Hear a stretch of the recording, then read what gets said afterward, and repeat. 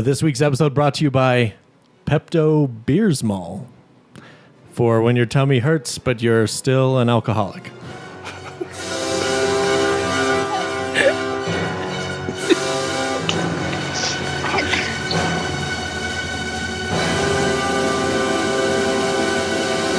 Hello, everyone, and welcome to Star Trek Wars, your official bootleg Star Trek podcast. My name is Jeremy, and I have never trusted Warhammer, and I never will. I can never forgive it for the death of my boy's money. Joining me tonight, I can hear you, Jordan. Can you hear me? Tell me, one podcaster to another. It's Jordan. Jeremy, I think you're muted. Yes, I can hear you, sir. And what an honor and privilege it is to be here to discuss William Shatner's final appearance as Captain Kirk. Because I know that they would not do anything to tarnish the great James Tiberius' legacy. We'll leave it at that. Such a great way to go out. And to my left, I can't believe I kissed her. It must have been my lifelong ambition. It's my wife, Chelsea. Hey, Chelsea. Hey, Jeremy. Good to have you here. Mm-hmm. Next up, I'd pay real money for her to keep talking. It's Leta. Hey, Leta. I hope I've chosen a suitable form for you all. It takes quite a bit of effort, but just something not spooky. Very good. And in front of me, there's an old expression. Only Connor could go to China. It's my teenage son, Connor. Hey, Connor. Connor Reed here, straight from China. And I actually have a wonderful announcement to make. Today's episode is sponsored by Canada Dry. Oh, we got him back. Chris, I wanted that to be louder. We're back, baby. Oh, that's good. That's some good dryness. You never tasted dry this good. Oh, my God. All right. I have osteoporosis. All right. Thank you, Connor. Dry that pierogies. And finally, what's her medical status, you say? Well, aside from a touch of arthritis, I'd say pretty good. It's our chief medical officer, Joselyn. Hey, Joselyn. I've never trusted this podcast, and I never will. I could never forgive it for the death of my chances of running for office someday. How long have you been standing there, Jeremy? Oh, hi. We should get to the bridge. I'm a good guy. Hey, glad to be here. The movie we're reviewing tonight will be rated on a scale from 1 to 10 by us, the co-hosts, and you guys in the Star Trek Wars Council that left a rating on our Facebook page. If you wish to join the council and have your vote counted, head over to that page. You can find us by searching for Star Trek Wars. The council should pop up right at the top. There you can rate the episodes, yourself, and movies, and can also leave a comment that will be potentially read on air. It's a great community. We're all on there, very active, and love talking Trek with you. The council also does a movie follow-up roundtable podcast hosted by senior council member James King. Those release a couple weeks after ours premieres. So if you're interested in participating in any of those future movie roundtables, contact us through Facebook. Speaking of which, on the last council roundtable covering Star Trek V: The Final Frontier, Derek Moore had an incident with Goofy at Disney World. So I thought we could recreate that event. Connor, if you could channel your inner Goofy and call Derek Moore a fuddy-duddy, that would be great. Hi, everybody. I want to address our great friend, Derek Moore. Hey, Derek. You're a yuckin' fuddy-duddy. Oh, okay. Hey, you know what else is interesting? JFK was never really assassinated. Think about it this way. Right, you Goofy. can't believe the official stories. And let's just say his brain is still in a jar. All right, thank you, Goofy. Also, clouds aren't real. They are made by Obama to control our thoughts. All right. But the cloud people are very real. Okay. And they're everywhere. And, recently, the Twitter outrage mob, they're everywhere. Sure. And I was thinking to myself, a legally distinct goof, the mouse is everywhere. I was thinking to myself, I'm going to watch Rocket Man. Great movie about Elton John. And they made him gay. It was not gay before, but they made it to capitulate to the liberal yucking media. Okay, Goofy, thank And on that note, thanks. don't trust the official story we'll on get the him. Titanic. Get him out. Why did Jack have to die? Okay, thank you. Damn you, James Cameron. All right, thank you. Thank you, Derek Moore. I hope you're happy that we added some more Goofy-induced nightmare fuel for you. In the meantime, we are reviewing the sixth and final movie of the original series Crew. So let's get started. What's happened? What's the meaning of all of this? It's about the future, Madam Chancellor. Some people think the future means the end of history. Well, we haven't run out of history quite yet. Your father called the future the undiscovered country. People can be very frightened of change.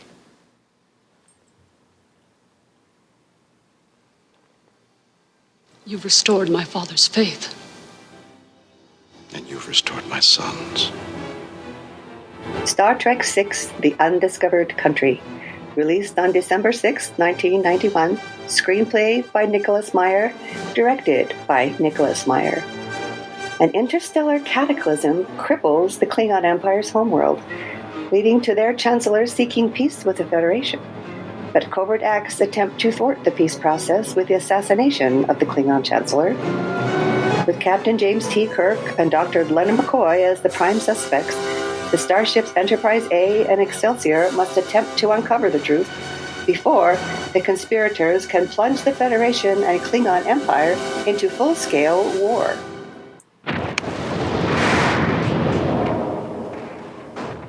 All right. Thank you, as always, to Barbara Whipple for that synopsis. Thank you, Barbara. Let's get into our initial reactions. Much like the original Crew in this movie, half of us are also due to stand down in a few months. So it's kind of nice. Let's go around the table and give some brief thoughts and summaries. Chelsea, would you like to lead us off? Sure. This movie was absolutely amazing, in my opinion. Yay. Definitely one that I think I would like to do like a rewatch of, that and the Whales, maybe every year. I don't know. It's so good. Jeremy had talked it up, but I mean, come on, guys. Sometimes he's not right. He likes Voyager. So, Come on. I absolutely loved it. It was really hard to pick out pros because, I mean, really the whole movie is a pro, right? Like, and I don't want to replay the movie in Chelsea's words. So that was difficult, but freaking awesome. That's so great to hear. Thank you, Chelsea. Leta, what's your initial reaction? I loved it as well. My husband and I watched all of them together, and we had so much fun watching this one. We both agreed it was our favorite of them all. The score, the cast, the storyline. Mwah, chef's kiss. So good. Very good. Connor, this was also your first time ever watching True. Star Trek. With all that Klingon blood, I wanted to wait till you were 18 before you watched this. Thank you. This I'm one. glad of your Very concern graphic. for me. Yeah. Yeah. Thank you. Number one. My reaction to this, and I'll let me tell you. Please. I will concur with the consensus. This is a great, fantastic, very tremendous movie. I thought it was just I knew it was good, but I'm really glad the story of Kirk is so firmly cemented and won't be ruined in the future by maybe the next movie we talk about. Come on, man. We're all having fun here. Great. Thank you, Connor. Joselyn, reactions? I love it. Yes. I have been waiting since we started doing the movies for this Star Trek Sex and the City crossover one that I remembered loving. I will like tell people publicly that Wrath of Khan is my favorite one, kind of like I say that Pride and Prejudice is my favorite Jane Austen novel, and that's a lie because secretly this one is my favorite Jane Star Austen Trek novel. one. Yeah, this is the this movie is the Persuasion of Star Trek. thought you were saying Mansfield Park. Ooh. Oh, girl, no. Mansfield Park is Star Trek 5. Trust me, it's a hot mess and nobody needs to see it. Oh, Jordan. Yeah. No. Simple Jane Austen Jordan. movie I know. You've been burnt. Please. Please. Yeah, no, it's the best one. It's the best one. There's like no comparison. And my favorite Jane Austen novel, Armageddon. That is a good one. That twist at the end. Asteroid movie? Yeah, that's right. Yeah. But before, it was an asteroid book. Jordan, initial reactions. Yeah, I like her literary work of. Wait, what did you do? What film did you just say? Armageddon. Armageddon and zombies. That's much better.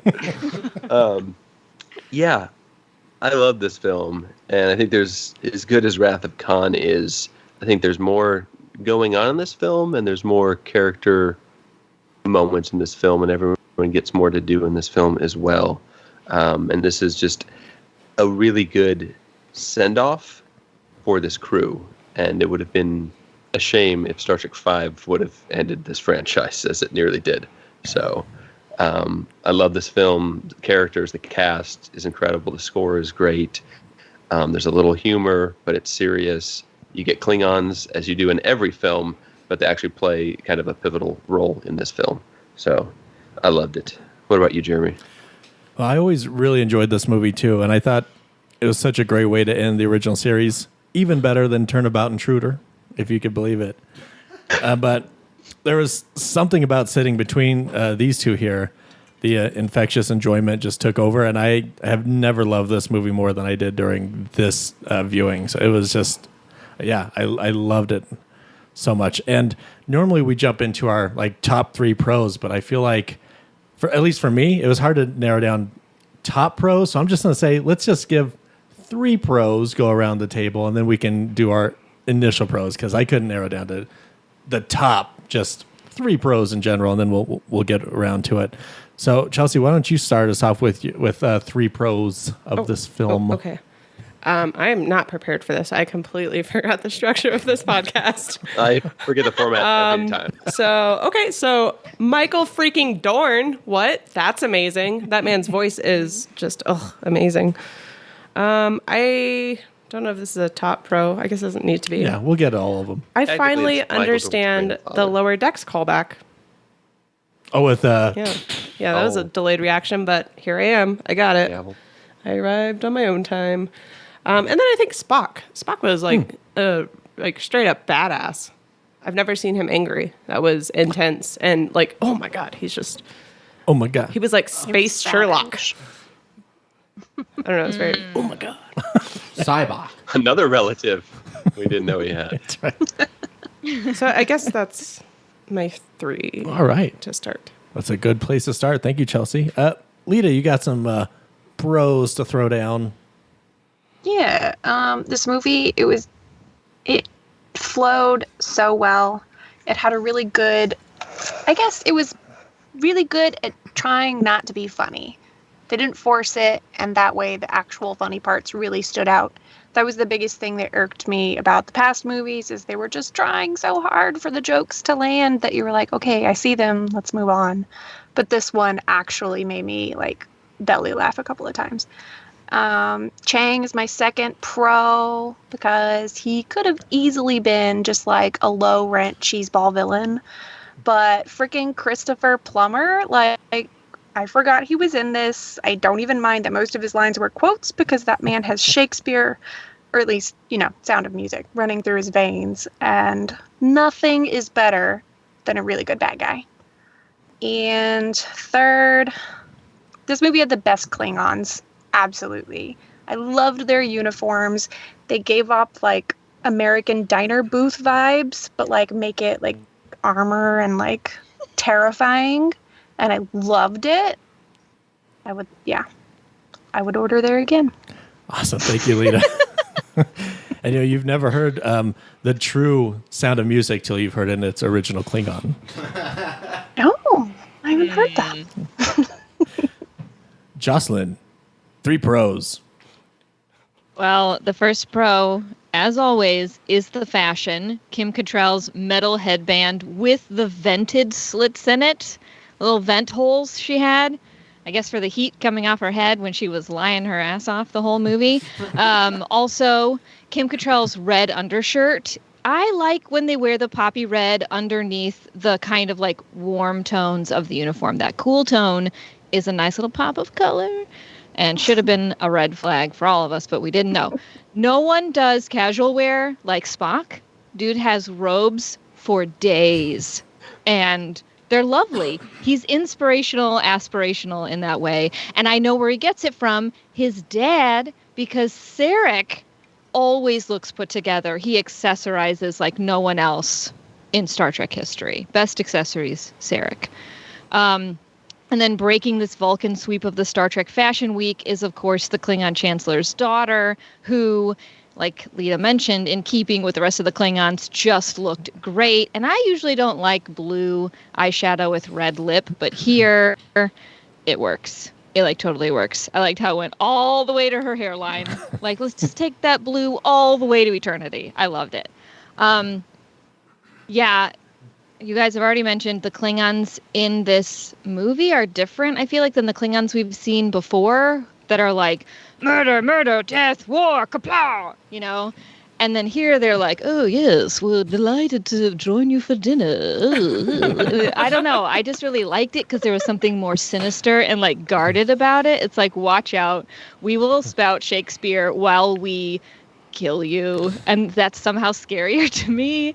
Yeah. And I mean, Christopher Plummer, I mean, for the love of Kalis, you have Christopher Plummer in your movie.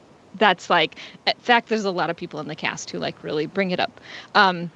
But lastly, in my initial pros, which are the best pros, the dramatic irony of Kirk being chosen to safeguard the Klingon people, that's like delightful enough. But then they add on to that the betrayal of the people that he trusts the most, which are the Vulcans. So it was like a double whammy for him. And it was a way for him to like come full circle in his character, and just the whole thing was genius. Really served everybody, all the characters really well. No one, I don't think anything was lacking here.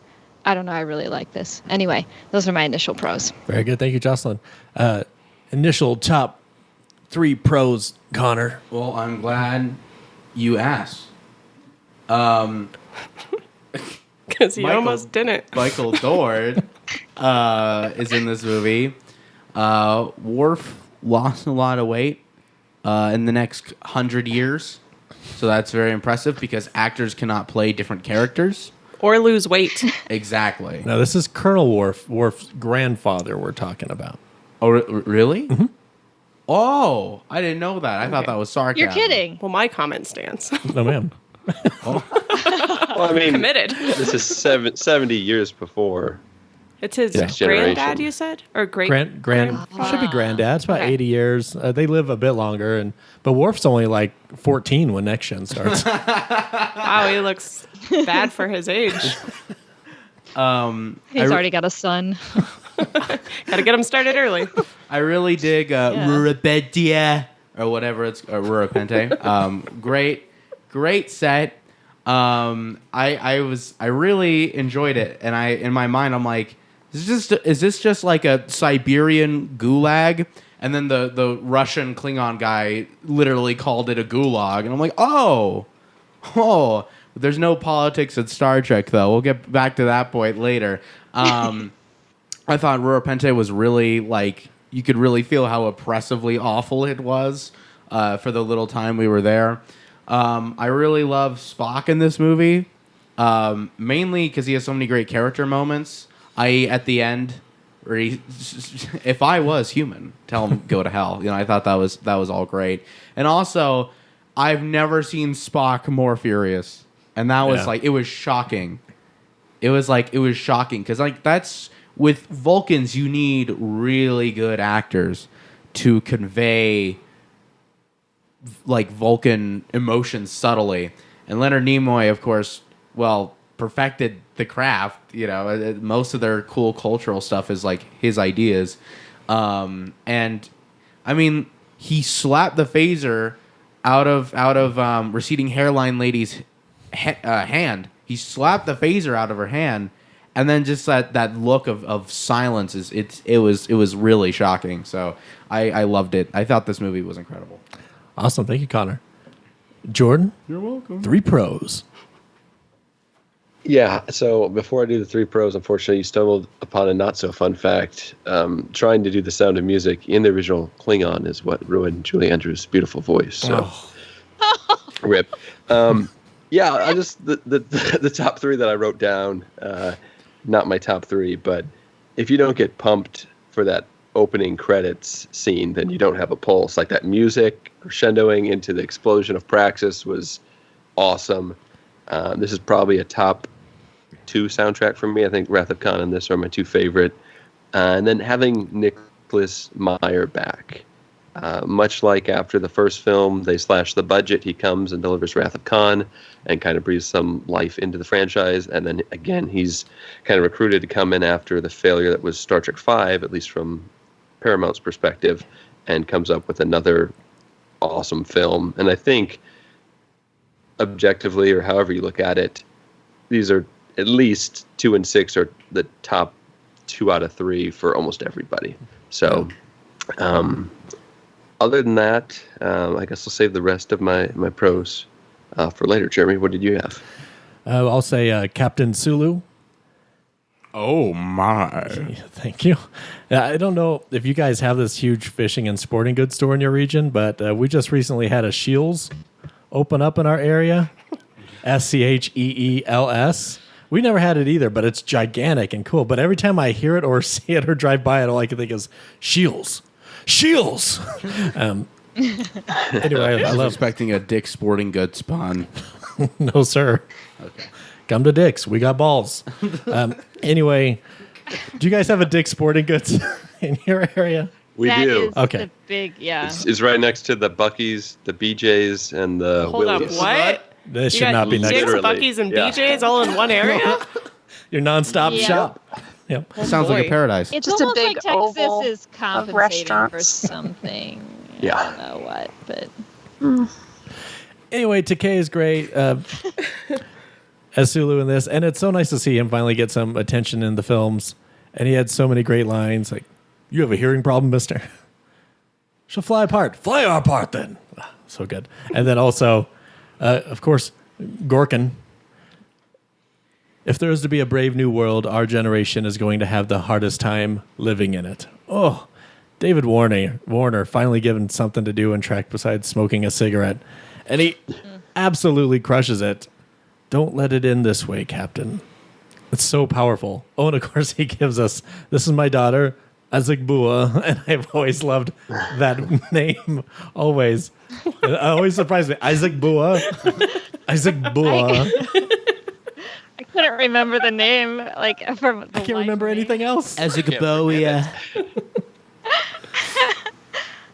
And finally, I really liked I'm Amon. Amon is the changeling, who is, of course, David Bowie's wife. I know they called her something else, but my headcanon believes she's one of the 100 sent out from the founders. She's got to be a changeling. And she just hasn't found the truth out yet. That's always how I think about it.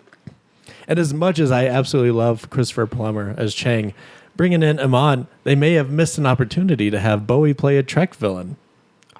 I can see you, Kirk. Can you see me? Like, oh, so good. Let's go ahead and jump into any remaining pros and or neutral zones or thought corners. Ooh, thought corners. As I just thought of, yeah. I just patented thought corner. Chelsea, hit us with your thought corners. All right, I'm going to hit you with my pros, Okay, that makes sense. and then I'll get to those thought corners. Sure. So the very beginning of the movie, when Sulu's ship is like sucked into, I don't know, is it like a solar storm? It's like that crazy. that wave of Yeah. explosion. So there's like clearly an extra that was not like debriefed on what she should be doing. So like everybody's like crawling and like struggling and shaking, and like in the background she just like looks around and like stands up and grabs the railing and just like looking around like, what's wrong with these idiots? Like it was the best. It was like, oh my god, this is gonna be a fun movie. So of course my headcanon for that character is she comes from a planet with different gravity, so it wasn't as Or she's just a really shitty extra. Because then it like goes to Sulu and he's like legit like grasping onto everything like, please let me live. And she's like, what is wrong with this fool? Oh my god. I got up way too soon. Oops. We had a spotting of the Taquito Shooter Fiesta Cruiser, as I call them. So cute with their little faces and their hats. Klingon fashion. Oh my god, this movie though. Like I've always, ever since I started watching Trek with Jeremy, I've been obsessed with like Klingons, like the culture, the fashion, everything about them is just amazing to me. But holy crap, like they really showcase it in this one, I think.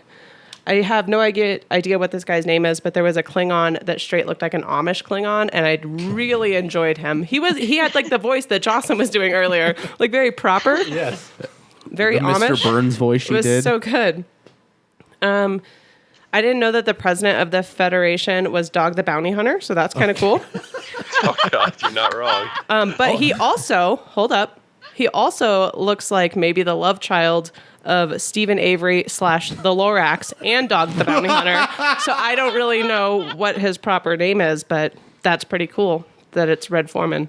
Isn't it cool, guys, that Dog the Bounty Hunter operates out of our city? No, that's not cool. When he's not in Hawaii. That's so cool. Working on his leather tan. Gross. Hey, you can say what you want about my dad, but lay off Dog the Bounty Hunter, will ya? I didn't know that was an option. Thanks. This is a Billy the Exterminator house. All right, so no K2 jokes. Hey, too soon? Hey, too soon. The Klingon space wizard that was the judge. That guy was freaking amazing. Like, oh, he looked really cool. I really love Bones' 5 o'clock shadow, and he should always have that for the rest of time. When we met William Shatner at Comic-Con, we got his picture signed for Connor, and you had him sign it one of the last lines in this. The last line in this movie. Second star on the right. Actually. Straight on till morning. And I, not seeing this movie, like, thought it was cool, but it never really, like, hit home. So that was really, really kind of fun. And then the little guard dogs on Rura Pinte. Like, come on. Those are the best actors in the movie. They're so cute. Those little ears. Doing a great job. So good. The best boys. In lieu of neutral zones or thought corners, I have observations. So there's a lot of similarities between the North Pole as portrayed in the Santa Claus movie with Tim Allen and Rura Pente that I think we need to discuss. Do you think they're in the same universe? For one, yes. Maybe the same place. We don't know. I'll let you decide after my argument here. Okay. So, as in the North Pole in Rura Pinte, when you get to like that area in the Santa Claus movies, like a candy cane comes out, and that's what like triggers like out of the snow, right? So that's what happened at this mining camp. It's cold, obviously. There's a big red guy that runs it. That Klingon looked like he had like an extra bad sunburn. Yeah. And all the people that are there are being held against their will and like having to work and make stuff. Are the elves held against their will? I think so. Well, Santa brutalizes them if they try to unionize, so I think so. Always be cobbling. I mean, have you ever seen one of them get paid? Yeah, exactly. I've never seen one of them. A lot of similarities there. And then Amon watching Kirk fight that alien is literally every girl's reaction watching like a machismo-fueled pissing contest. It is so bad. I apologized for that at the bar last weekend. You know how Bro, you want to see how far I can pee? I was trying not to pick out a lot of similarities between Mass Effect and this movie because I'm playing Mass Effect right now. Speaking my language. But there are a lot. Like Cerberus in Mass Effect, it kind of seemed like the Klingons were portraying the Federation as kind of a Cerberus, like humanity only. Like you guys are just a bunch of humans. You hate everything else. It was kind of fun. And then my last observation is that Joe Biden talks like Bones. He does. He's like, hey, man. Don't ruin Bone. Just shut up, man. Hey. I'm just saying, maybe Joe Biden really liked Bones, and that's why I don't know. He talks like that. I got nothing. Or they're Wait both, a minute, Jack. maybe they're both just 80. I don't know, but Look, Jack, why am I on it was trial? weird. And like he said that a lot in this movie. Like, hey, man. Like, what the hell, man? I'm like, oh my god. Listen here, Slim. I don't think he's like as close of a talker as Joe Biden, but definitely like the same. I don't know. We're just one malarkey away.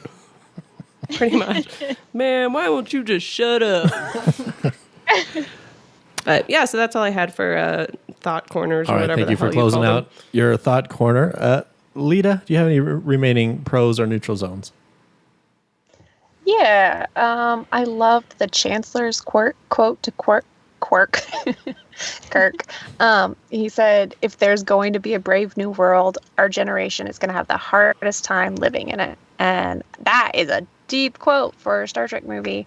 Loved that. Also, the Klingon gravity-free killing scene. I loved it. I loved how graphic they were trying to be. And looking back today, the effects are really cheesy and the bubble blood was hilarious. But I loved the kind of comic book guts and gore kind of essence of it. And also, speaking of thought corners, spelled THOT, Kurtwood Smith, hello. Oh my gosh. I'm down for some red. White red. If that makes sense. But nope, that's it. Yes, he is a Red Bull for sure. He's a cute Lorax. Yes. Kind of looks like a certain other politician, but I wouldn't know which one. Thank you. Greatest president, but why is he an alien? And why is the capital in France, America? We have our own Eiffel Tower in Vegas, and it's much bigger and much greater, believe me. Connor, do you have any remaining pros or neutral zones? Well, I'm glad you asked. Me too. I do. So are these just like the rest of my pros? The rest. Or the three big ones? The rest. Okay. Yeah. Rest of your pros and neutral zones, if you got any. Or thought corners. What's a thought corner? Ask your dad. Okay. I guess I'll just say. Listen, Jack, you tell me, guy. Come on, man. The theme of this movie, man. You know what I'm saying, dude? I really like the theme of this movie. This might be a little long for the first one, but the second two are a little quicker. The whole change is very hard on the older generations. Is a really interesting and very current theme.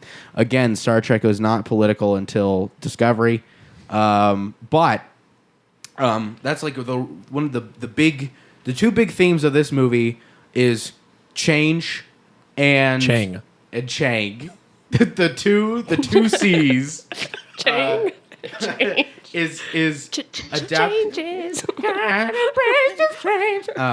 You have adapting to change and also getting over prejudice seems to be a big thing in Star Trek because seems the Federation are kind of racist, man. You have one guy saying that all the Klingons look alike, and the other guy says that they all smell bad. And even though this is all true, it's not a nice thing to say in polite society. You don't say it out loud. Oh Exactly. my God, you guys are missing the point. Good God, man. No, it's not because they're aliens. It's because the Klingon makeup was very uniform at this point. That's what I was getting at. Not some other more sinister racist motive. But that was a really interesting thing. And when Spock he told Kirk, basically, you're going to be the head of this task force. And Kirk's like, let them die. And when Kirk said that, like, my mouth was like on the floor because I left some crumbs. But also, my jaw, proverbially speaking, was on the floor because that was like shocking to hear James T. Kirk say about an entire race of people, let them die. And that's not like an unpopular opinion to the Federation. Like the Klingons in the Federation, some of their members hate each other so much that they work together to sabotage peace, which even as sinister as it is, it's kind of beautiful if you think about it in a kind of a morose way. And their concerns are just based off of xenophobia and fear.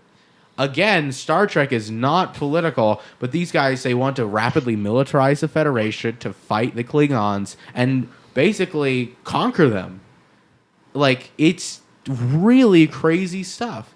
But it's in the end, the speech Kirk gives is so amazing. You know, some people fear the future because they think it's the end of history. Like that, there's so many just great, poignant quotes in this movie that are really deep and genuinely thought-provoking. And I just thought that was such a current, but also kind of an eternal theme, is that change is always harder on the older generations, and they won't understand or get it a lot of the time. And I just thought that was incredible. I think this movie's great. Number 2, the sinister plot. I thought was actually really well done. It was almost foolproof, really. The invisible bird of prey that can shoot torpedoes is great. There's a lot of assassination, and genuinely, like when Gorkon was killed, like I was shocked by how bad the CGI was, but also shocked by like just so matter of fact, just dead. Like that was really brutal. And he tells Kirk, it also ties back to the theme. He says, "Don't let it end here." And I thought that it was beautiful.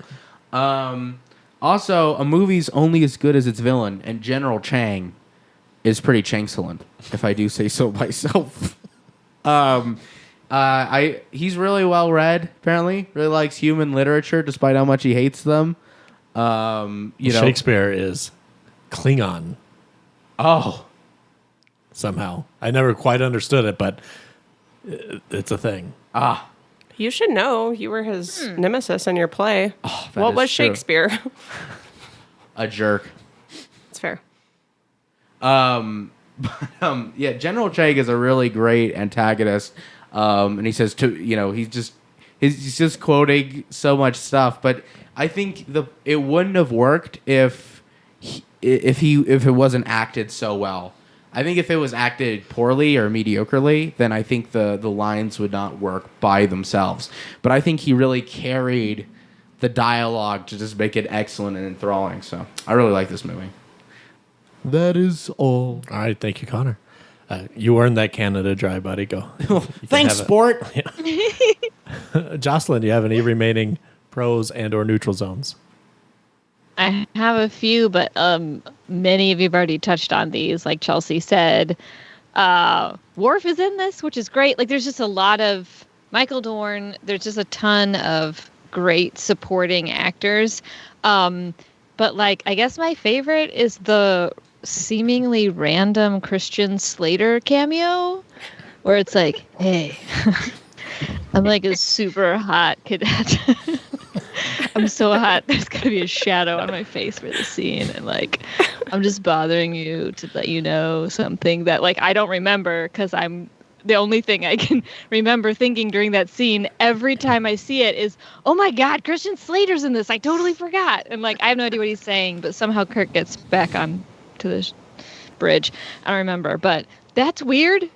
I hope that there's some explanation for this in Fun Facts. So I'll be anxiously awaiting that. Sulu in command of a starship is the best Sulu there ever was. He's so fitting.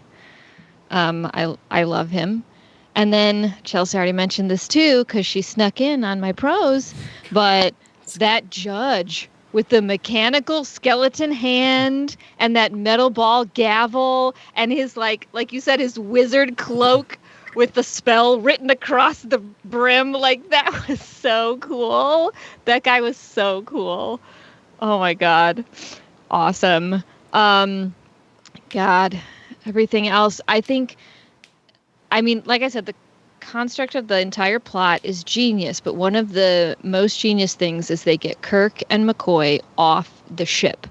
And in doing that, the rest of the crew has more screen time, and they have to all work together to get them back. And so everyone is shown in like the best possible light. Everyone has great lines. Everyone gets to have like at least one or two zingers in there, you know, and like are memorable. And that is, it's like a gift, basically. I love it. I love when they're working together. The humor is spot on because they build this underlying tension throughout. The tension, first off, is we have to meet these Klingons who historically we fight against, and in most of the movies are our nemesis.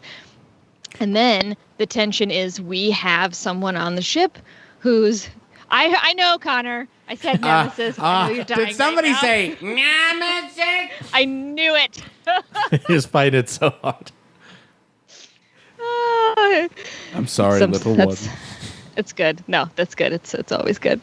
But like then the tension is from, we have a saboteur on board. We have someone who's like working against us, and who is it? And so like you have the obvious tension going on. You have underlying tension under everything, which is just a great breeding ground for humor. Like it's just innate.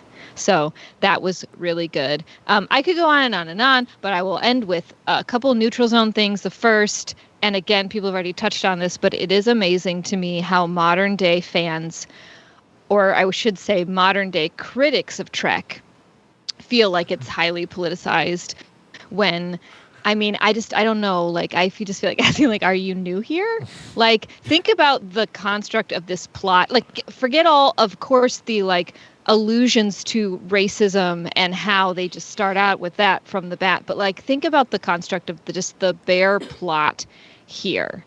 Like, we have a movie that hinges on the destruction of a Klingon moon due to, wait for it, overwhelming and insufficient safety precautions causing irreparable ozone damage and the potential death of an entire Klingon world. So essentially deregulation of environmental precautions combined and environmental protections with like a likely dissolution or just like a non-existence of labor unions is causing certain death. This is 1991 and we're getting down to like this Star Trek's level. just about punching things. Nothing else. I just don't buy it when like you said, Connor, people think that Star Trek suddenly became this bastion for humanity with Discovery, and I think there are reasons for that, and none of them are too complimentary of those individuals. And secondly, and this is for everyone, regardless of what you think about that, as a medical professional, I can say that Dr. McCoy's CPR, whether you're human or Klingon, the very existence of a centralized like circulatory system that has to pass through a heart or some kind, that is not sufficient CPR. So I just feel like it's important that everyone knows if you find someone down and they do not have a pulse. Okay, so the cardiac thump is a thing. That's a real thing. My favorite song, too. I remember that dance in the 90s. The cardiac thump. I've seen it used, and it is effective, usually very short term. But CPR, if you find someone down and they have no pulse, then you are going to call 911 first. And then, especially if you're alone, call 911 first. Then you are going to find their sternum, which is usually in between their nipples, and you are going to straighten your arms, and you are going to pump that heart, and it's going to be like to the Bee Gees staying alive, which is much faster than you see anyone doing it in the movies. And you got to pump hard. Like if you hear a rib crack, you're probably doing it right. So I learned that from The Office. Oh, nice. Yeah. Am I certified CPR now? You are. Actually, you're a nurse Crack now. a rib and then punch them as hard as you can. Got it. I know is if you got to cardiac thump. In the chest, Jordan. In the chest. If you got to learn the lyrics to Staying Alive, I'd rather just let them die. Wow. What do you have against the Bee Gees other than they're terrible? Well, that's a choice. Better them than me. All right, those are it. That's what I've got. Awesome. Thank you, Jocelyn. Jordan. Yeah, I only have 28 pros left, so I'll try to get through them quickly. You think I'm joking. It's hard to believe that this film has a lower budget than Star Trek V. Seriously? But it does, quite a bit. Wow. And a lot of that is due to industrial light and magic actually being available for this movie, which they were not for Star Trek V. And I don't think there was as big of a time crunch for this film either. But it just looks great for a 90s film. Looks fantastic. It holds up, with a few exceptions. Captain Sulu, they talk about his first year's assignment, and I really want to read that novel, Surveying Gaseous Anomalies in the Beta Quadrant. Glad to see he got his promotion, I guess. Each crew member gets a few moments here. It's not just one. I actually would say Scotty probably gets the least in this film, and kind of in Star Trek V too. I think the last two films have kind of done Scotty dirty, because in 3 and 4 he was awesome. So Spock vouching for Kirk and Kirk just being livid about it was hilarious.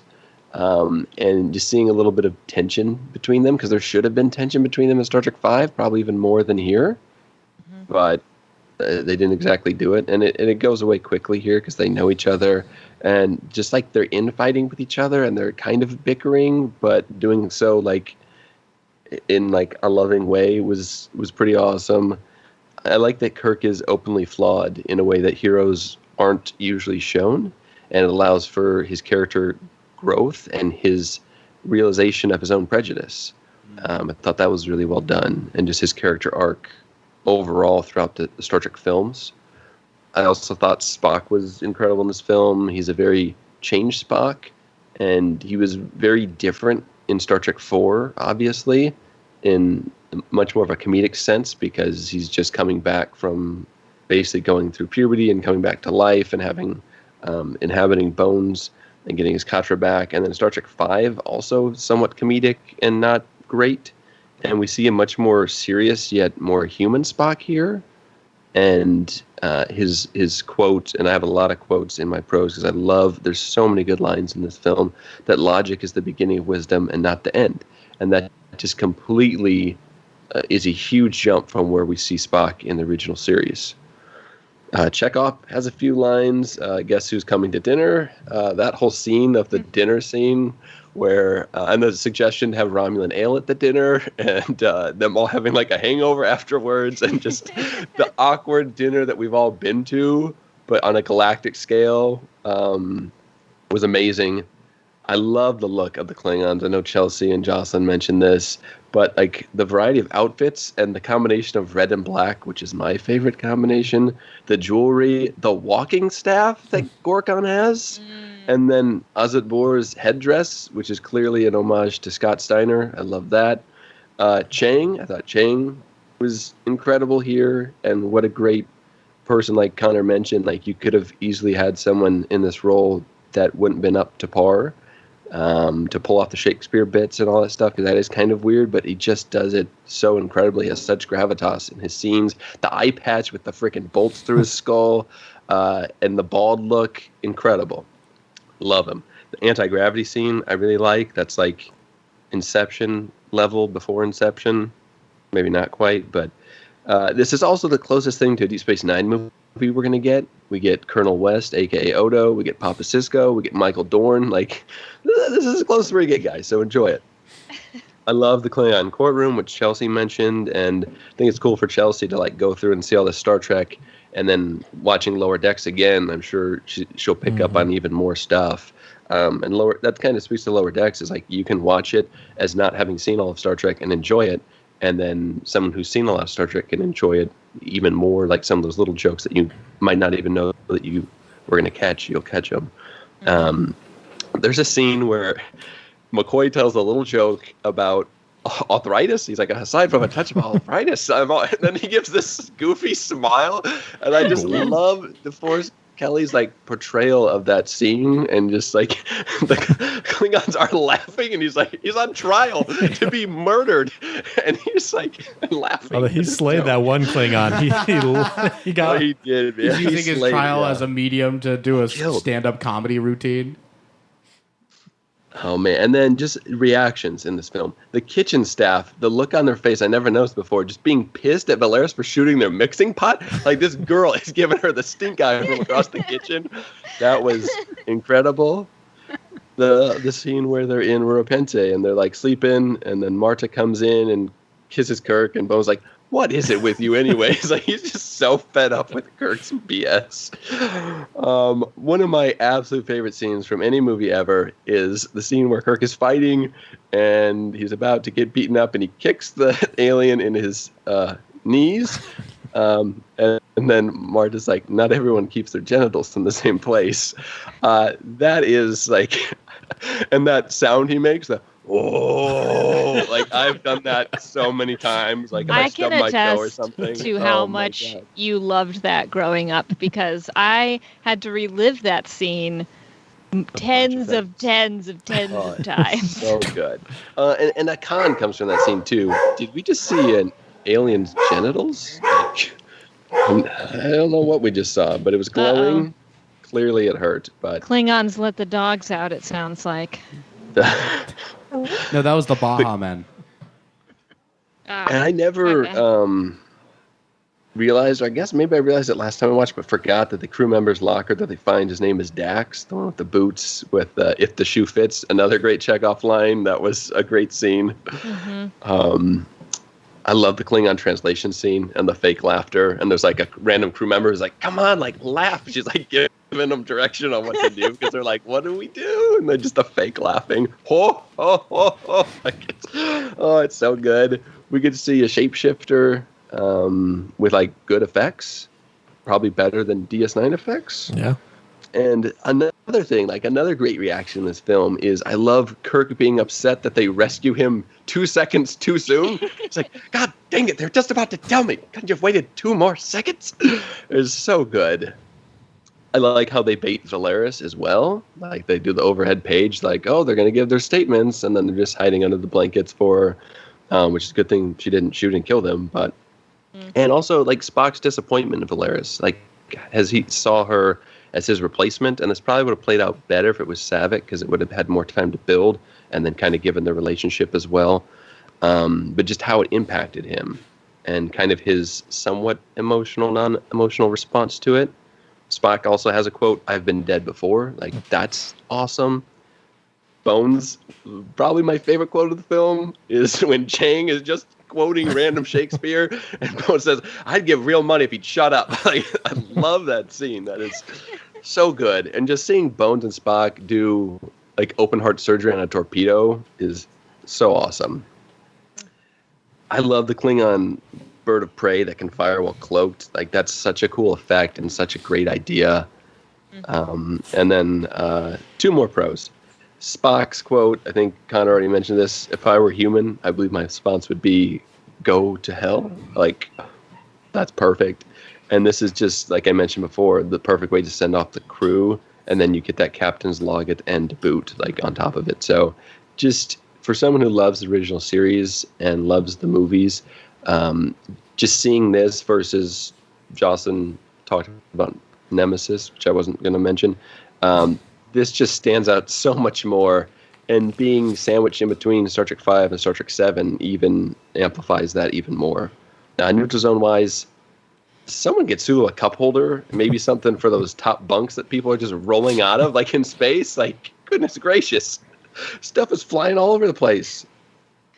Sherlock Holmes being an ancestor to Spock, or maybe Sir Arthur Conan Doyle. I don't know who they're referencing because Sherlock Holmes is a fictional character, but I guess Spock is, I don't know. I feel like Valeris also is too helpful in this film. She like gives away it's a bird of prey that can fire while cloaked, and then she gives something else away, and she's like helping them solve the fact that she's the one. Like, I don't know. I just felt like she was a little too helpful. Escaping Repenthe is not as easy as it used to be. Because remember when Malcolm just strolled in and saved Captain Archer? Like, oh, yeah. All right, sir, time to go. Like, oh, okay. Yeah. Like, maybe this is why it's so hard to escape. Because like, yeah, last time we had a Federation officer here, they got out so easy. So they amped up security. So you could thank Enterprise for that. But yeah, and I would say kind of like you mentioned this, Jeremy, the Shakespeare stuff, I don't really understand the fascination, the fixation, and the original Klingon and all that stuff. But I'll let it slide just because it works so well, and Chang, it just pulls it off. But that's all I got, Jeremy. Yeah, I won't add too much because I think between the 6 of us, we have covered the entirety of this movie. which is all just one gigantic pro. So I'll just give a few shout outs. And it is nice to have an original soundtrack back again. And the music in this is incredible. The opening score that leads to Praxis exploding is just perfection. I love that. I thought Kim Cattrall was great as Valeris. I really wish we saw more of her, like you said, Jordan, to lead up to that betrayal. Because, oh man, Spock slapping that phaser out of her hand was incredibly powerful. I don't know how he does it, but it's just like such restrained yet unrestrained anger in that Leonard Nimoy conveys. It's just an incredible performance. And I have a feeling maybe the unconsensual mind meld might come up at some point later tonight, but regardless of where you guys fall on that, Kim Cattrall, her performance was amazing during that scene. It was brutal and hard to watch, and she really sold it, and it's kind of awful. We'll see where that falls everywhere, but man, she was so great in that. Yeah, Kim K did a great job in that. Yeah. Is that a thing? It's Kim Kardashian. C. Oh, is it what? Oh, sorry. Yeah. Didn't mean to step on your Yeah. Kardashian joke. Yeah, and Cattrall is also a C, so I hate to step on that too. But. Never mind. And I had this written down, Jordan, before I found out. I said I don't know what the budget was on this movie, but man, does it look 10 times better than The Final Frontier in every single way. So that is shocking to me that it had a smaller budget. The assassination of Chancellor Gorkon in Zero G, I love that. It's just so cool. Sure, the CGI fruit gusher blood isn't perfect, but I still think it's damn effective. Even if they had to alter the color to avoid an R rating. Even if it does look delicious. Mm-hmm. Also, still looks better than Babylon 5. Well, that's not saying much. Ooh. The Lord of the Rings-esque, like, sweeping landscape traveling over the glaciers of Rurapente, that's beautiful. Like, the cinematography, everything is just way better. And the takedown of Chang's bird of prey is a shot so nice, they'll use it twice. So, you know it's good. And finally, how on earth can history get past people like me? What a gutsy and brilliant decision to call out your lead character's history and flaws and give him the arc to like change and see forward for like the final movie. That is a lot to accomplish in under 2 hours. And man, they pulled it off. I love the character of James Tiberius Kirk. I loved him on the original series. And I absolutely love him even more in these movies. They really allowed this character to grow and not only come to terms with and acknowledge his prejudices, but to then take that self-realization and grow from it. That whole ending with, "You've restored my father's faith and you've restored my son's," gets me every single time. To go from "I can never forgive them for the death of my boy" to that is just wonderful filmmaking. Just well done movie. No neutral zones. And that's what we thought for pros. When we get back from the break, we will jump into, 4 minutes of cons. We'll see how it goes.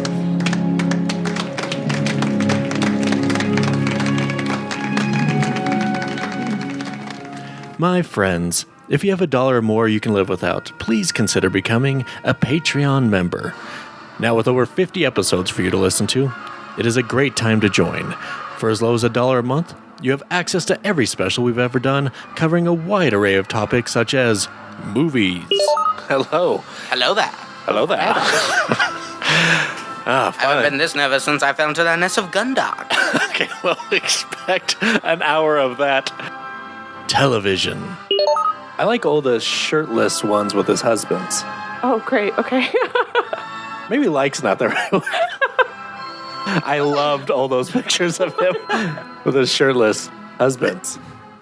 Video games. But, I mean, passing a kidney stone is hard. That doesn't make it fun. So I don't enjoy his campaign at all. It's not just passing kidney stones, Connor. It's the friends you make along the way. It's the real friends we make along the way are the kidney stones. And our ongoing coverage of the groundbreaking series Babylon 5. And you have the sound clip that they deleted of them zipping up the body bag, correct? Oh yeah, it was such a shame. Like, goodbye, Luigi. And just shoot him into space. Rest in peace. So if you want access to every bonus episode we've ever done, or just like to support us here at Star Trek Wars, please donate to our Patreon page at patreon.com/Star Trek Wars. Yes, my entire family's being targeted, but we don't have time to save them right now because I'm on a date with Patreon. All right, welcome back. Let's get into our cons. 3 cons if you got them. Let's start with Chelsea. Hit us with your top cons. All right. Not Samantha's shaved hairline can go straight to hell. All right. Also, not Samantha was a con for me. Oh, was she? Yeah. It was just like weird, right? Like I like Kim K as Connor called her. Sure. I like her. I think she did a good job, but like the character is just, I mean, she's like an evil, I don't know, don't love it. You're being such a Miranda right now. You're being a real Samantha, Jeremy. Hey, I was right. It is Kim K. It's spelled with a K. Kardashian is spelled with a K, not a C. No, we all know that. Cattrall is a C. Cattrall is a C. Oh, I misunderstood what you meant. Never mind. Back to your thought corner. I only have 4 cons. Can I just like list them off? You know what? Let's do that for our round of cons. Okay, Let's just all go through our cons. Like real quick. The slow clap after the team stops the assassination attempt was, it was so cringe. So at first I thought that's where the movie was ending. I was like, no way in hell you're moving a perfect movie with like a really cheesy slow clap. Ugh, that would have been awful. And then obviously the racism was like a lot to handle. It was really disappointing. I think mostly because like we're still dealing with that today. This came out, you guys said 91. Mm-hmm. So I was 2. Mm-hmm. And just want to throw that out there. I was only 2. It's fine. We get it. You're young. Connor was like -13 or something. I don't know. It sucks that like we're still dealing with that. And I also understand though that like it needed to be there for like the storyline and the plot. So I get it, but I didn't have to like it, and it just was really uncomfortable and sad. And just I want Star Trek for the racism. It was just really bad, Connor. I swear to God, dude. So those are my only cons. Like I tried to come up with more, great. but I really enjoyed this. So fantastic. Except for not Samantha. Leta, hit us with all your cons. Yeah, the mind meld scene was so uncomfortable. And Spock just kind of blew past it like it wasn't super problematic at the end. And I know probably Joselyn has a good bit to say about it, so I'll let her go on. But that just, that was weird. I stopped it and I was like, did that just happen? That was gross. Also, whoever did Valeris's hair and eyebrows was not a fan of hers. Not a Samantha fan. Why were the brows so crooked? Why were they crooked? She's so crooked. And I know her undercut is supposed to look cool, but it just looks like she doesn't know how to wear a wig. Somebody needs to help her out a little bit there. And personally, the weakest part for me was Rurapente. I guess they had to just have Kirk smack pie holes with an alien and get into a full-blown wrestling match on the ground. And plus, it wouldn't be Star Trek without a random cave scene. But those are really my only cons. Very good. Thank you, Leta. Joselyn, hit us with your cons. Not many, but as predicted, for all its laudable progressive ways, Star Trek has a habit of casually committing one crime over and over again, and that is breaking and entering.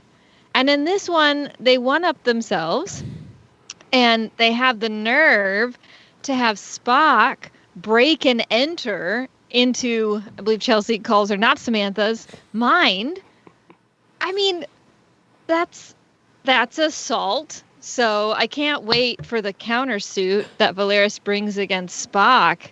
It's going to be a black spot on his his legacy. It's really sad that happened. Actually, the acting was great. I thought they both acted that out really well, but uncomfortable is definitely the word for it.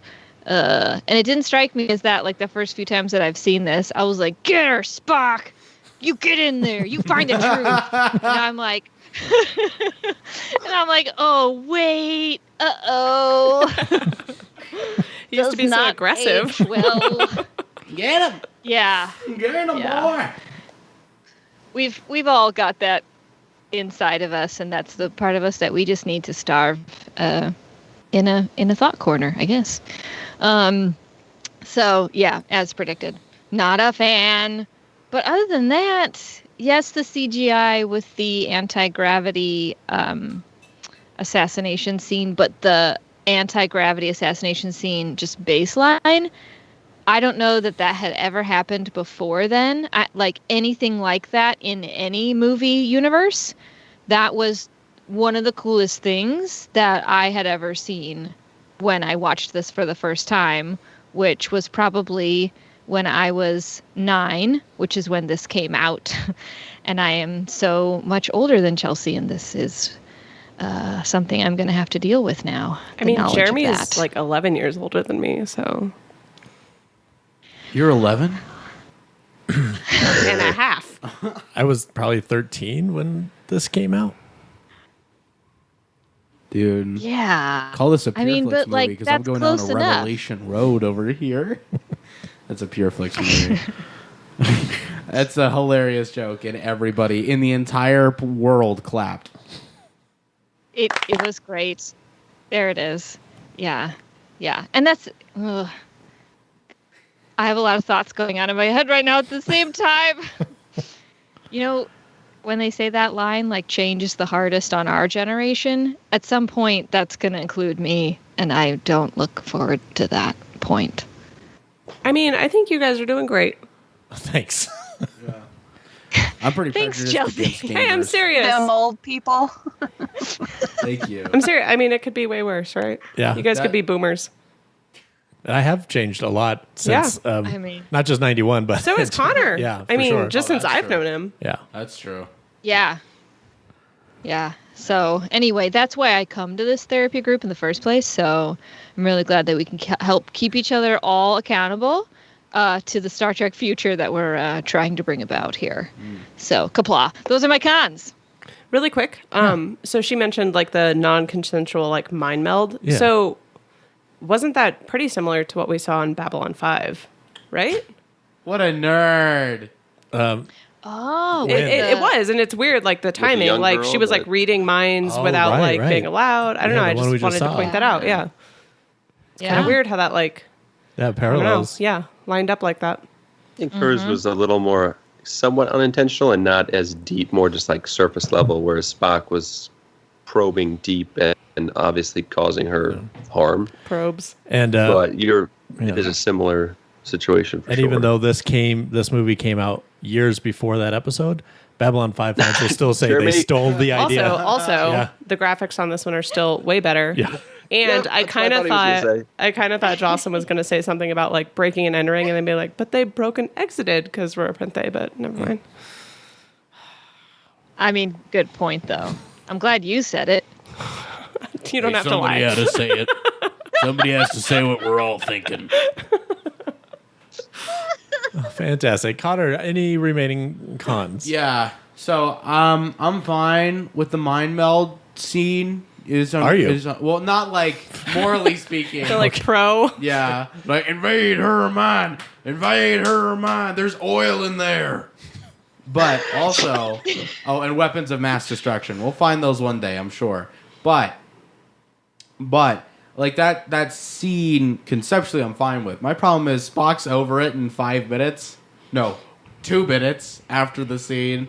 He's just kind of fine with it. I wish they kind of explored the impact of doing that a bit more, because that's like horrifically invasive, and I'd like to see the guilt and shame that Spock would experience from that. But they don't really touch on it after that scene, which is very unfortunate.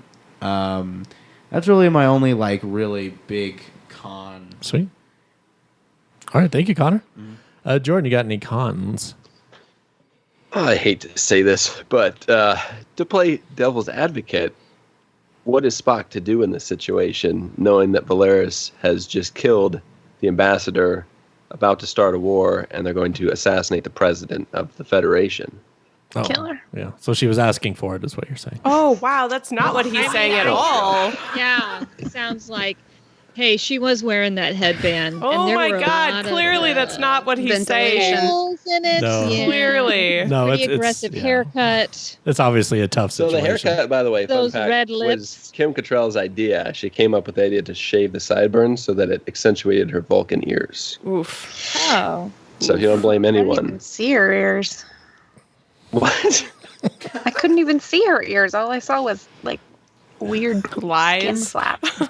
Just lies and All I can see flaps. was lies. Shut your lie flap. If you want to see some weird ears, you need to watch Babylon 5 with us.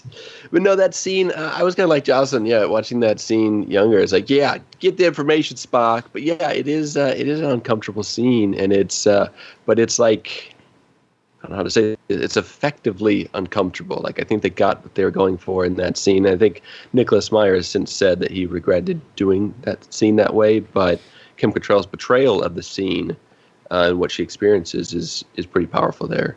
But cons, my biggest con for this film is trying to watch this film. That I own Star Trek VI 3 different ways. I have the Blu-ray, the DVD, and then I have the box set of Blu-rays. I don't know what happened. I think I sold the Blu-ray to a friend, all my old ones, because I bought them individually. And then the box set came out with special features and all that, so I bought that. I couldn't find it. I have all the other films. I have the Captain's Summit. I could find Nemesis. I can find Into Darkness. I cannot find Star Trek VI. So, I was not going to pay for something I already own. So I turned my house upside down for 30 minutes looking for Star Trek VI. I could not find it. So I gave in. I said, that's fine. I'll download Paramount Plus, sign up for a free membership, and then cancel it. My Fire TV got stuck and it would not install Paramount Plus. And I searched the internet for a fix, and there's no fix. So I was like, well, dang it. At least I have a PlayStation 5. I will download the Paramount Plus app on PlayStation 5. Both of my PlayStation 5 controllers would not work. I'm like, what is happening? So I finally restart the PlayStation 5, plug in the controller, do an update on the controller, which is a thing now.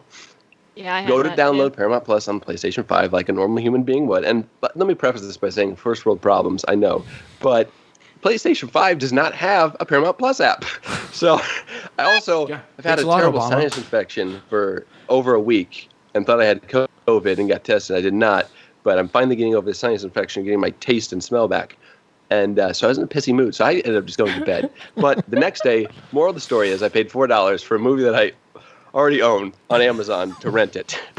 Dang it. I mean, it feels So that like was my time is biggest money, con. Jordan. Time is money. You spent way more than $4 for that movie at this point. Well, that is why the next day I spent 5 minutes looking for it again, and I had to go upstairs to my collection that's in my son's closet and wake him up to look for it because he had just gone to bed. Anyway, it's a long story. I don't want to talk about it.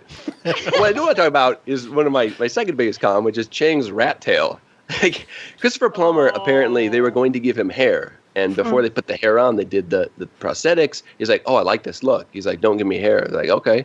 But then they proceeded to do the rat tail thing, and it looks it's not cool on anybody. Not even Christopher Plummer pulled off the rat tail. His mouth duster stashes were one deep breath away from getting sucked down his own face. Those were pretty bad. It did was look like someone cut a caterpillar in half and started crawling away. Kind of looked like he got drunk and somebody cut him off while he was sleeping. Little prank. Yeah. He went to shave and the battery died. It was weird. Oh, His haircut's giving me major "you turn the chancellor against me" vibes. You know what I mean? That's borderline Donald Trump. I'm so sorry. And I don't know why they're deciding to disband Starfleet in this film. That was one of the weird elements of this film. Is like, hey, the Klingon Empire is, crippled. We need to disband Starfleet. I was like, wait, what? I don't see what one really had to do with the other. And they kind of talk about it briefly, and I guess it ends up not happening. But it was kind of disturbing to see how many people in Starfleet were completely racist against or speciesist against Klingons, and just how that's handled. There's a line that's cut. It's in the director's cut where you might need to beep this. Scotty calls Azadvor a Klingon bitch. There's a couple. Yes, there's a couple of things in here, and there's a few things that got put in and that Nicholas Meyer fought against and whatever. But yeah, it's just, and it's like characters we love, like Chekhov, and like talk about that, and then it is like two random crew members that are clearly don't like them. But anyway, and then Admiral Cartwright all of a sudden hates Klingons too, and that was disappointing. But really, they need like a new recruiter for Star Trek. Like, who's doing the hiring around here and who's doing the promoting? Like, this has been a problem for like 150 years in this organization, and they haven't done anything about it. Sounds like you want to defund Starfleet. I want to refund Starfleet. Refund. They need their money back. Whatever recruiter they're paying is terrible. It's awful. And I don't know why I called it the Cinderella paradox. It doesn't make any sense. But it's the same problem as Cinderella. Like, how many people are on the Enterprise? Hundreds, right? Mm-hmm. And how many shoe sizes are there? Realistically, like 5 or 6 that people are going to wear. Those boots would probably fit like at least a quarter of the crew. How are we going to I guess you can narrow it down, but it's like we got to find the boots, and then whoever it fits, that's the murderer. Like, no, like everyone wears like a size 9 to size 12, except for Connor. Like, give me a break. But why is there size 15 and a half boots here? What is this? Yeah, I mean, if they found size 15 and a half, it'd be like, oh, that's Connor. Yeah, he did it. But I will say, and then my last con, and I've never understood this, but when Kirk tackles the president, he like really quickly says, "Kirk, Enterprise." Like, what? Like, why did you say that? I don't know, but I love it. Just so everyone knows who he is. Yeah. Yes, identify yourself. He's like tagging himself in like a live Instagram post. Kirk, Enterprise.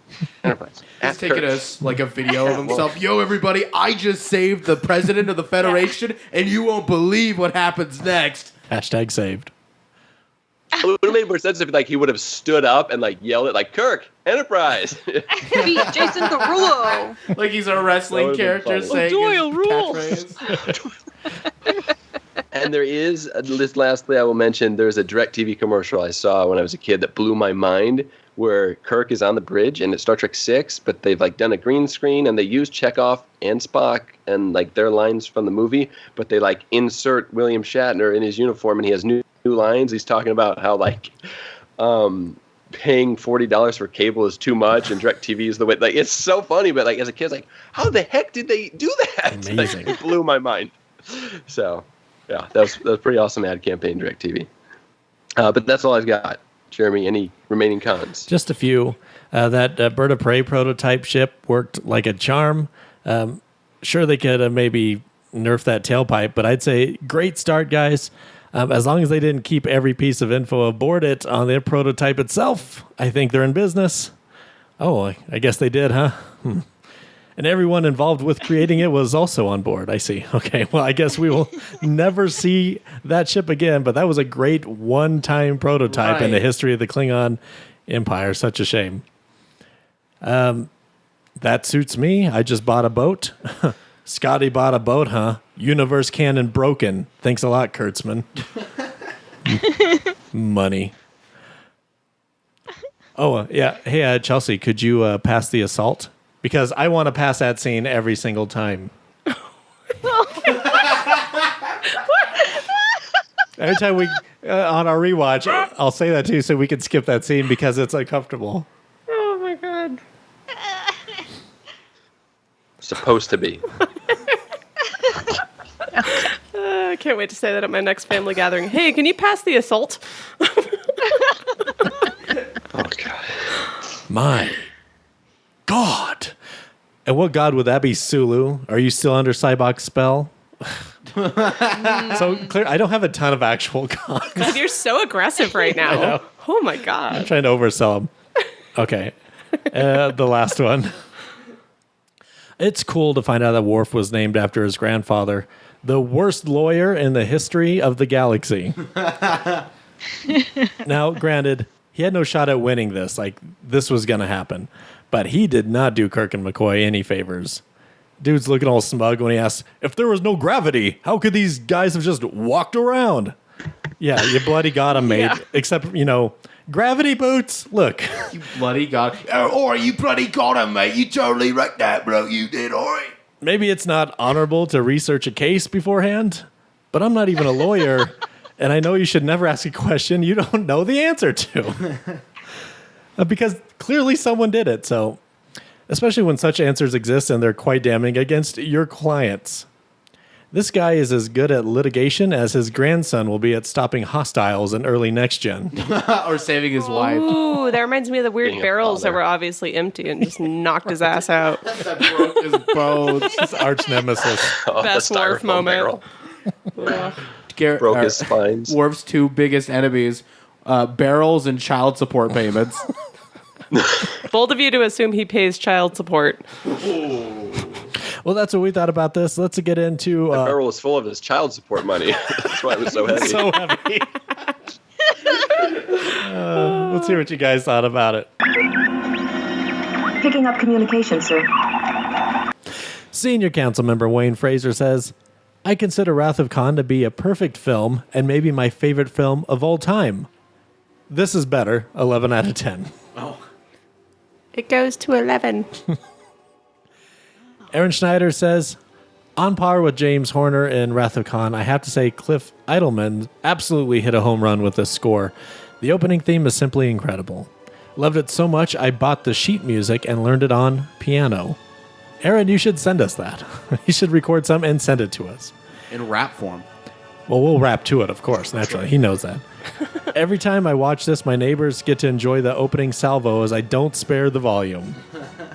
And yes, this is a great Star Trek film in general. It's impressive, too, because just about anything would have seemed great after Final Frontier. But it easily stands on its own and was, in my opinion, a fitting final chapter. So much great dialogue and really touched on all the themes that make Star Trek so universal. Tony DeSimone says, the first Star Trek film I saw in the theater.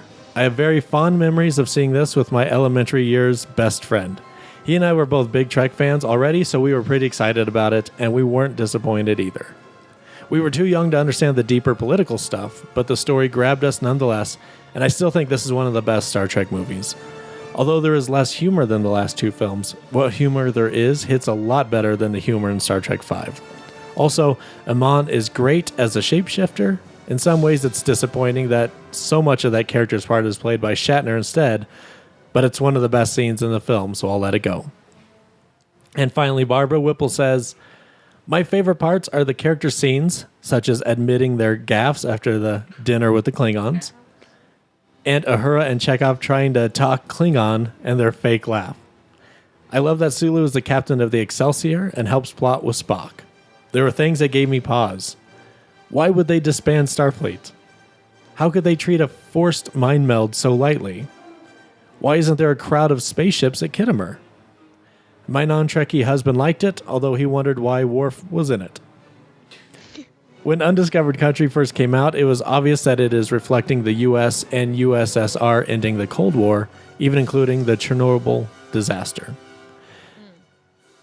That may not come to people's minds these days, but wow, the comments about racism are spot on. Everyone is still struggling with that. All right, gang, let's go ahead and give our scores for Undiscovered Country. Chelsea, what do you give it? Well, I mean, am I allowed to give it an 11? Because Wayne did. Yes, but I'll mark it down as 10. But Oh we'll know my in our God, you're hearts. so full of it. All right, I guess Judas. 10. Sorry. Judas. I tried, Wayne. I tried. Okay, a 10 from Chelsea. Betray me. Very good. Thank you, Chelsea. Leta, what do you give it? Yeah, I gave it 10 shots of Romulan ale. Oh, a 10 from Leta. Oh, that's a horrible one. Sounds like you answered wrong, Leta. Great, you're giving it a 7. We were looking for an 11. I'll Leta. write it down as a 3. I wish these buttons were more specific on how they would sound. Connor, what do you give Undiscovered Country? I'm gonna go with the consensus. I'm gonna give this one a 10. I hope Kurtzman discovers under good scripts country. Nice. Yeah, take that. Also negative. Okay. This is all the exact opposite of what I'm trying to convey. The real MVP is Jeremy on that soundboard. Yeah, we're really crushing it today, guys. Mic. Oh. Jocelyn, what do you give it? My rating is I gave Wrath of Khan a 9 specifically so that I could give this one a 10 out of 10. Holy cow. There we go. There it is. Just about 10 seconds too long, but it's the right sound.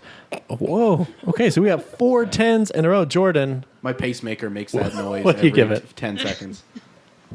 I hate to do this, but I have to concur. I also give it a 10. Holy Room for cow. more than 110 in the Star Trek franchise. 10 torpedo surgeries.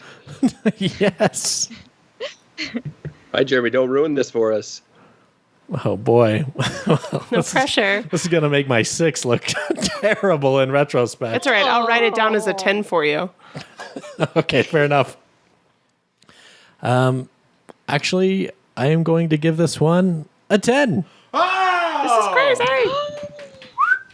I'm going to give it 10. I never realized just how much I love this movie until I watched it with my favorite people. Aww. Coworkers? Did you say pelicans? No, I said coworkers. Okay. Pelicans? Pelicans are your favorite people? Pelicans are the best of people.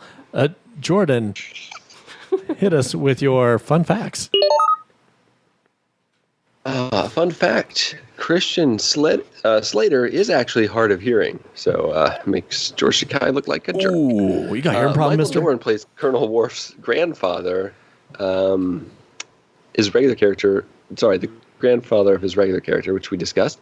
The casting director was Mary Jo Slater, mother of Christian Slater, thus his small role as a communications officer aboard the Excelsior, because she knew he was such a huge fan of Star Trek. Christian Slater framed his $750 paycheck for his walk-on role, which I did calculations in 1991. That is $178,000. Christian Slater wore the trousers made for William Shatner in Star Trek II, The Wrath of Khan. He said it, quote, was an honor to get into Shatner's pants, he quipped during a BBC interview. Why do I suddenly love Christian Slater? In a featurette on the special features of the Blu-ray, William Shatner talks about how he was upset with Nicholas Meyer for breaking a promise regarding one of his lines. I think you'll like this, Connor. The line in question was when Kirk says, "Let them die." During the scene when he and Spock are talking after the classified briefing, Shatner wanted to say the line, then gestures as if he didn't mean to say this. And he made Meyer promise to show this on the camera. However, in the final cut, after Kirk says, "Let them die," this cut, Spock looks surprised and only goes back to Kirk, cutting over when Kirk gestures with regret. So Nicholas Meyer kind of took some liberties here. And I don't know if I have it in the fun facts or not, but this is at the very end of Gene Roddenberry's life. He died actually before the film was released, but he did see it before its release. And Nicholas Meyer and Gene Roddenberry did not get along particularly well, so they got into it quite a bit over the script and some plot details. Nichelle Nichols objected to the scene, which the crew desperately searches through an old printed Klingonese translation dictionary in order to speak the language without the standard universal translator being used. It seemed more logical to her that Uhura, being the ship's chief communications officer, would know the language of the Federation's main enemy, or at least have the appropriate information in the computer. However, Nicholas Meyer bluntly overruled her. In Star Trek 2009, Uhura specializes in xenolinguistics and intercepts a translation of Klingon origin and speaks Klingonese. So I do love that scene, but I do see how that kind of is a slap in the face to Nichelle Nichols and Uhura's character. The design concept used for the exploration of the Klingon moon Praxis would later be used in several other films, such as Stargate, Not Your Daddy Star Trek, as well as the remastered version of A New Hope and Return of the Jedi. This effect would later become known as the Praxis effect. Gene Roddenberry died within 48 hours of viewing this film. It was later dedicated to his memory. Everyone's a critic. Whoa. What? Whoa. What? Wait, how many hours? 48. 48 hours. Yeah, he was. What? I think it was a situation where the film wasn't released in theaters yet, but they let him watch it early because he was in failing health. So, How did he die? I think a combination of a lot of things. Yeah. He's 70. Alcoholism, It's not super old. age. It is when you're an alcoholic. Alcoholism. Yeah. I think being 20 is old. The name Gorkon is a blending of the last name Mikhail Gorbovich and Abraham Lincoln, which I did think, like, Gorkon, this time when I watched it, kind of looked like Abraham Lincoln, the facial hair and everything. Two of Nicholas Meyer's models for the character of the Klingon Chancellor. I believe it's Gorbachev. But he had a little... What did I say? Gorbachev or something. Gorbachev? Yeah. He had that red spot on his head. Gorbachev. Oh, God. Tear down that wall. Producers Harv Bennett and Ralph Winter's original idea for the film was a prequel titled Star Trek The Academy Years. Ooh. This is awful. The story was to follow young Kirk and Spock when they met in Starfleet Academy, with Ethan Hawke rumored for the role of Kirk and John Cusack rumored for the role of Spock. No. I mean, I love Partially Cusack, due to the but mixed to poor critical reception of Star Trek V, and because of the strong desire for a future film involving the cast of The Next Generation, it was decided to do a final film with the original cast, which would end with their retirement and allude to the new cast taking over the franchise.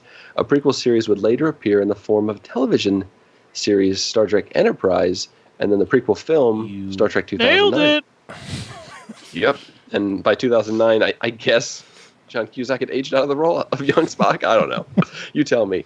The opening was originally intended to be much longer, with Kirk and Spock assembling the crew from their post-Enterprise careers. Scotty was in charge of an engineering team disassembling the captured bird of prey. Uhura was a radio hostess, and Chekhov was playing chess with aliens. However, budget limitations and common sense forced these scenes to be scrapped and replaced with the introduction of Starfleet headquarters. This co-writer Denny Martin Flynn would use much of the scrap material for his Star Trek novel, The Fearful Summons, which I will not read.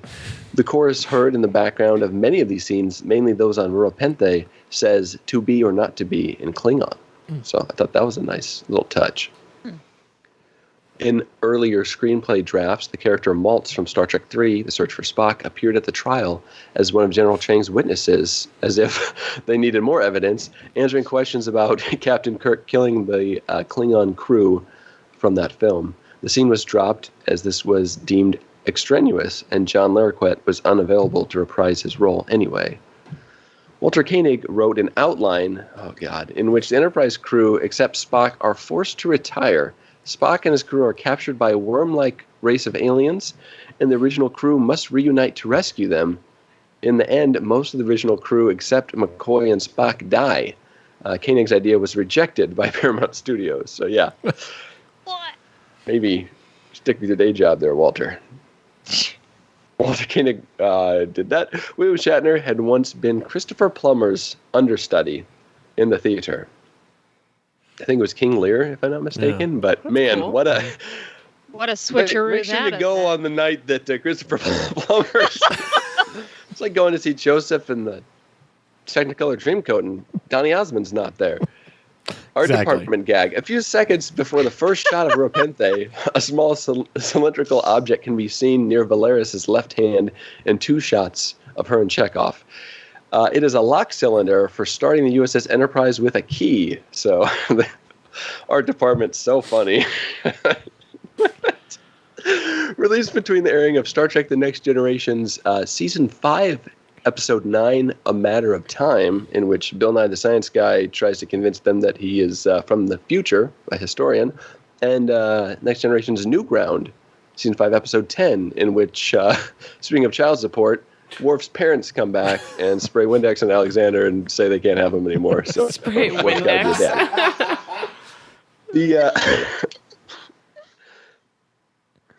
I'm sorry. The electron microscope prop that Spock uses to analyze the Klingon blood is the same prop that Freeman Lowell uses in the movie Silent Running to reprogram the drones Huey, Dewey, and Louie.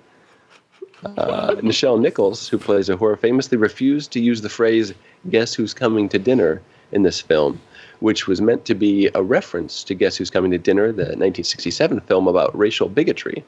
That film was remade as the film Guess Who in 2005, starring Zoe Saldana, who would later take over the role of Uhura in Star Trek 2009 and its sequels. And Bernie Mac. So that's a long... And Ashton Bernie. Kutcher, I believe. Oh, that's right. Isn't it Kutcher? Is it? I don't like that hard U. Ashton Kutcher. I don't love that. That's what they call me in Depends my on who you college ask, I years. think. You don't like the cooch? That's not all. I do the fake things. All right, there. Jordan, what were you saying? Yeah, what were you saying about Leonard Return of the Nimoy Mac? developed a story for this film, and under other circumstances would have directed it as well. However, Nimoy and the executives at Paramount Studios agreed that hiring him to direct would have angered William Shatner, who was still sore at the failure of Star Trek V. According to producers, the Klingon blood was purple to avoid an R rating. Also, the use of purple blood was to serve, or we'll say pink, as a visual symbol, both metaphorically, showing the vast differences between Klingon and Terran values and ideals, and literal, showing the difference between the two species' anatomies, slamming home why McCoy could never have saved the Chancellor's life. Klingon blood has always been red like Terran blood in all other Star Trek universe portrayals. David Warner was almost seriously injured during the filming of Korkan's death scene when McCoy punched him in the chest. No, when a light exploded and a large piece of it barely missed landing on his head. So, yeah. And lastly, Nicholas Meyer was worried that William Shatner would be upset at some of the lines written for the scene where Marta, disguised as Kirk, fights him. I can't believe I kissed you. Must have been your lifelong ambition. However, Shatner reportedly loved this because, of course, he did. And that is all the fun facts for Star Trek VI.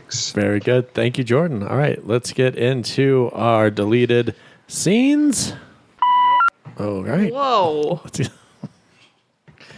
Okay, AOL, take a Just log on to AOL real quick and check my mail. I've got to send a fax. I need you to get off the internet. I got to use the phone. Oh, great. All right. Well, let's just do our deleted scenes then. Do you have any? I don't have any. Okay. All right.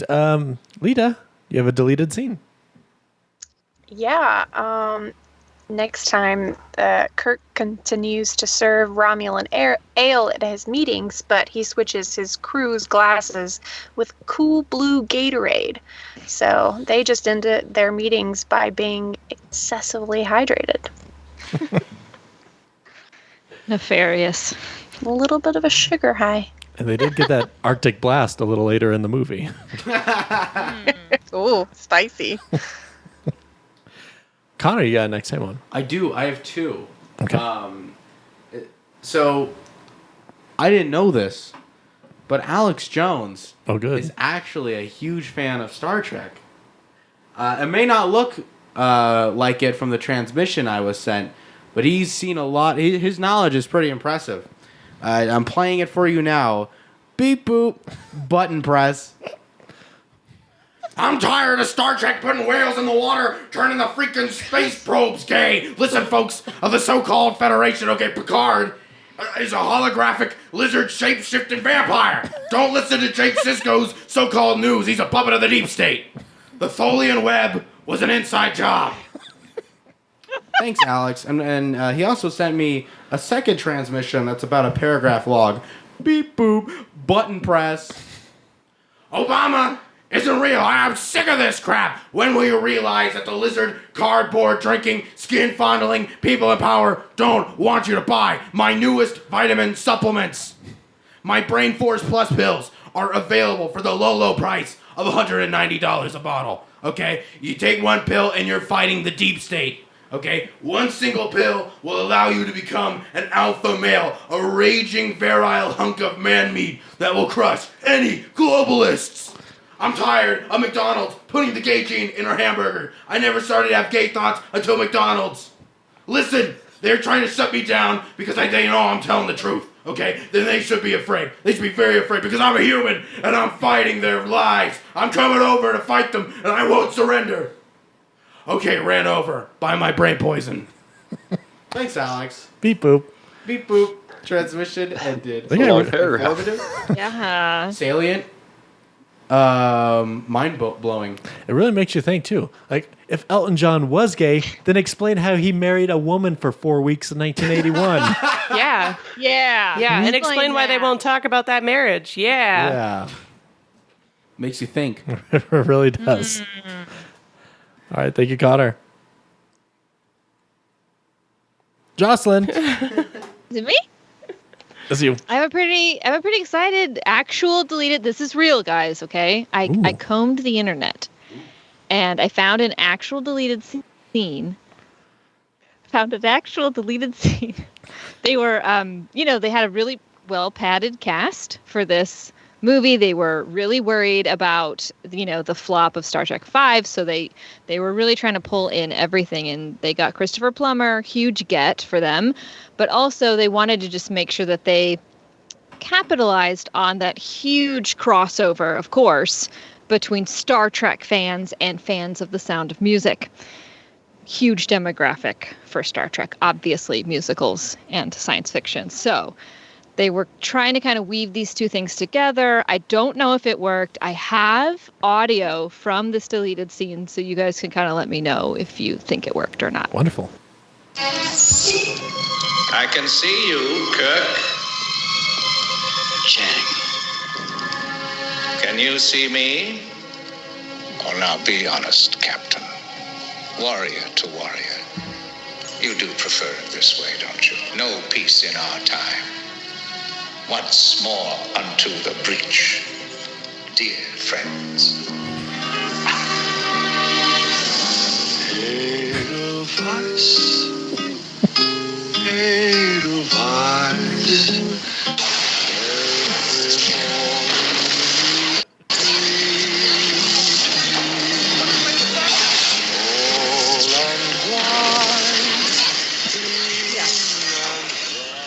They do the whole song, actually, and it's just carnage the whole time. But, like the juxtaposition between this beautiful, anthem of Austrian resistance and, It doesn't. I don't know. I think they should have left it in.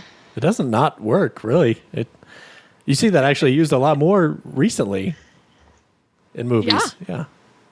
Absolutely. They're And too you ahead of can't get the time. visual, but Chang is sitting in his captain's chair playing the guitar and singing the song. Wow. So it's even, more, oh, wow, this guy, he's got a beautiful voice, but then he's killing everybody, Ugh. Good stuff. Deep. He's got a lovely, lovely voice. Thank you. Fun fact, Sound of Music was the only movie I would watch as a kid. Only one. Everything else was scary. I've never seen Sound of Music. I don't think I have either. Whoa. Wow. Found the Whoa. Nazis. So here's a Sound effect. Well, you can't Jeremy. see it. Sound effect. You gotta. Oh, Okay, right. well, right. here's the other thing, guys. I don't think I care to. So take that as you will. Oh my God, Oh. no. It's a beautiful film. Chelsea, I implore you, you have It's to short. watch it. It's sweet. It's not. I just remember The Hills Have Eyes with The Sound of Music. Yes, that's also my favorite tune from the show. Yeah. Finally, this podcast doesn't have enough The Hills Have Eyes references. Kids love those. I want a Patreon special. We review The Sound of Music. Okay, I'm down. Okay.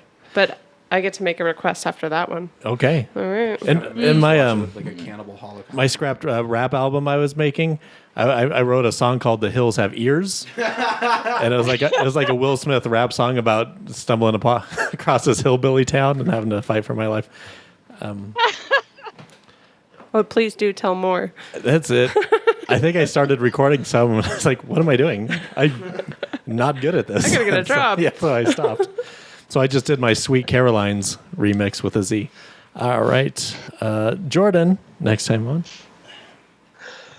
Okay. I felt that this film did not have enough humor, so I rewrote one of the lines of dialogue. It starts off where Sulu is telling Kirk the coordinates to Camp Kittimer. Kirk says, "I'm afraid we're going to need more than that. There's a bird of prey after us, and they can fire while cloaked." Which Sulu replies, "Surely not." Kirk says, "They can. And don't call me Shirley." Oh, I got it. Classic.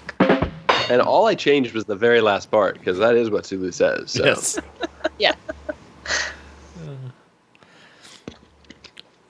There's a deleted scene that made no sense, so they cut it of the film. In it, Dr. Bashir's uncle forces Kirk off a bridge after Kirk makes breakfast for Sir Patrick Stewart. So, sure, I'm glad they deleted that scene entirely, while certainly not basing an entire film around it next. So, before we get into... Are there horses? Oh, you betcha. Shatner's not leaving his ranch for this movie. And I'm talking about the food. He's dipping his horses in ranch. Delish. That's where a horsey sauce. Horse wings. Oh my god. Chelsea, did you just one up a fat joke with a horse eating joke? You know what? Wow. Maybe I did. Monster. That's amazing. Maybe I did. So before we give the final score of original series, Undiscovered Country, I should probably give you the score of our Star Trek Council. Gave it an average score of a 9.37. So this was well-liked. So will the final score put in first? Let's take a look at it now. Our total movie rankings now through 6 movies. At number 6 with a 4.37, The Final Frontier. At number 5 with shocking. A 5.92, The Motion Picture. At number 4 with an 8.01, great score, Search for Spock. At number 3 with an 8.83, The Voyage Home. Coming in second place with a 9.47 is Wrath of Khan. So we have a new winner with an incredible score of a 9.91. Dang. We got a new leader here, the Undiscovered Country. Next, very grand. That really was. Sounds like a convenience store, like door It alarm. said game winner. I thought this was gonna be it. But saving that. All right, next month on Star Trek Wars, we will be reviewing the 7th and first movie featuring the Next Gen crew.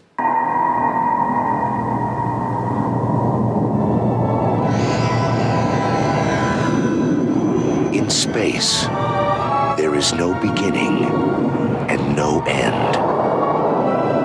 But in one uncharted corner of our galaxy is a corridor to another world. A nexus where time and space collide.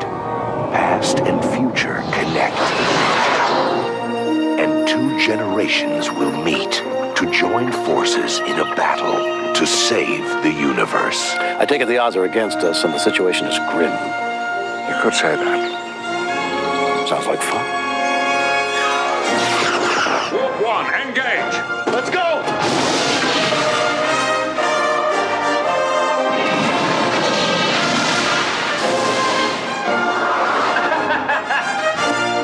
Target their bridge. Full disruptors. Make it quick.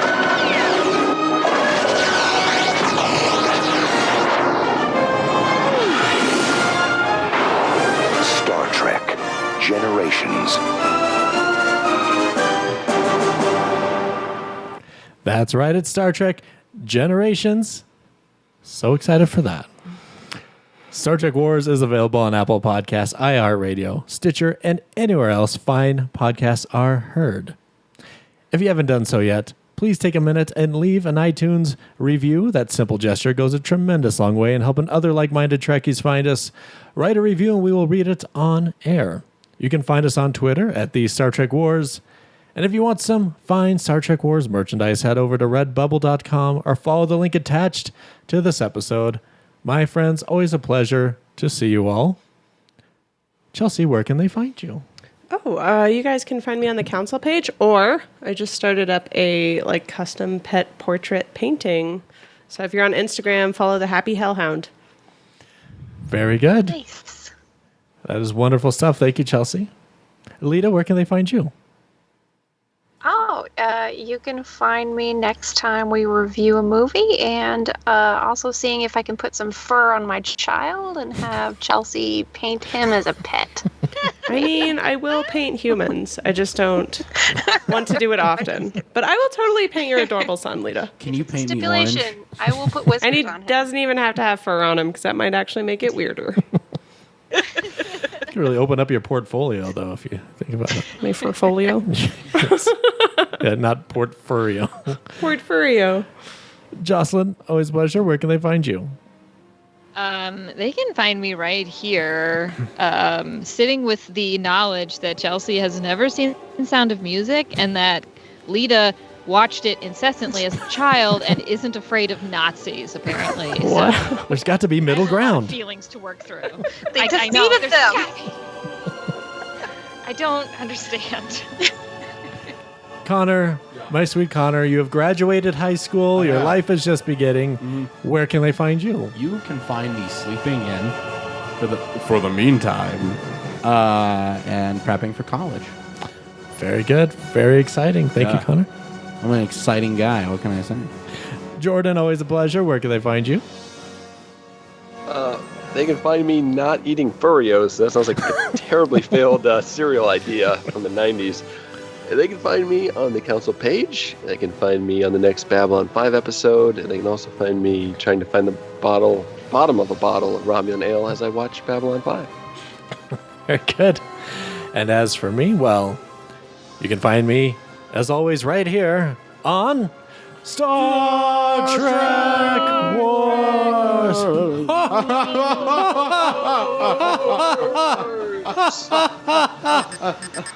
Hey guys, we just received orders from Apple Podcast. We're to be placed at the end of the listening queue and unsubscribed immediately. Well, if I were human, I believe my response would be, yo, yuck yourself. If I were human. Course heading, Jeremy? Second star to the right, and straight on till morning.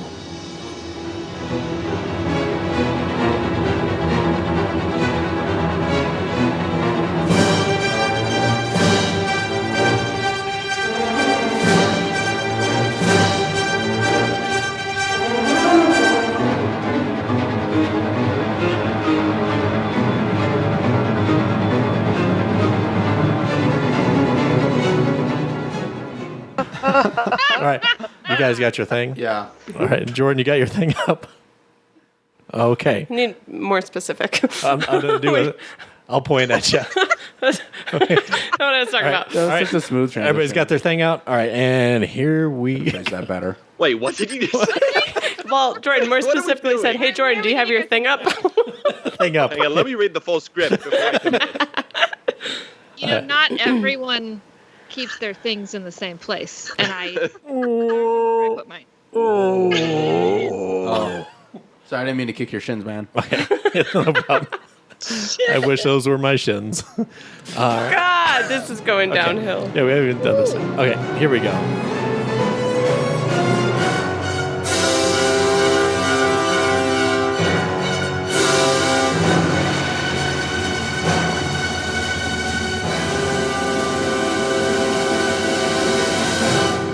Thanks for listening to Star Trek Wars.